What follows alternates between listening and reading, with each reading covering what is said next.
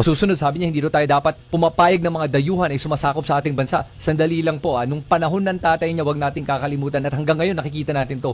Pumasok ang mga dayuhan, mga foreigners, mga mainland Chinese sa ating bansa. Pumasok ang mga pogos, inabuso ang ating mga mamamayan. Tapos pinayagan ni Duterte na ang mainland China ay magkaroon ng mga military bases sa loob ng ating economic zone. At hindi lang yun, wag nating kakalimutan na nakapagland ang isang military plane sa Davao at pati isang Chinese military ship ay nakapag-dock sa Davao. Tapos sasabihin niya na hindi pwede magkaroon ng mga dayuhan na magkaroon ng impluensya sa ating bansa. Yun nga ang ginawa ng tatay niya eh. Buti nga ngayon, dinedepensahan na yung ating West Philippine Sea. Ay, anong ginawa ng tatay niya ha? Kinonbinse tayong lahat na maging duwag. Na hindi natin kayang labanan ng China kaya manahimik na lang tayo. Shut up na lang daw.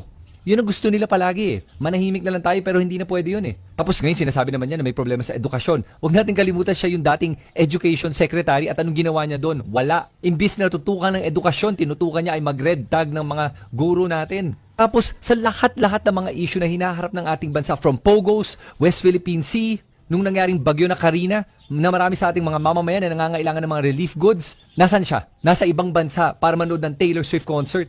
Tapos sasabihin niya na kailangan daw may malasakit yung ating gobyerno para sa ating mga mamamayan. Yan ba ang malasakit? Pinili niya maging vice president pero pag may panahon ng mga calamities tulad ng bagyo na nangyari, aalis pa rin siya. So hindi niya kayo prioridad. At sinabi din niya na kailangan daw ihiwalay ang relihiyon sa politika. At bakit daw pinopolitika yung Kingdom of Jesus Christ ni Kibuloy? Bakit niya dinedepensahan ang isang tao na on the FBI's most wanted list for a lot of crimes, including sex trafficking, human trafficking, money laundering? Yan ba ang mga taong pinaninindigan ni Sara Duterte? Tapos pag inaapi yung ating mga mangingisda sa West Philippine Sea, tahimik lang siya? At sinabi din niya na hindi daw marunong mag-budget ang ating gobyerno. Alam mo, yes, I agree. Kulang pa talaga. Kailangan pa improve. Pero huwag natin kakalimutan, yung tatay niya mismo ang nagpalaki ng ating national debt from 5 trillion pesos, umabot ng 13 trillion pesos by the time Duterte left. Lampas doble.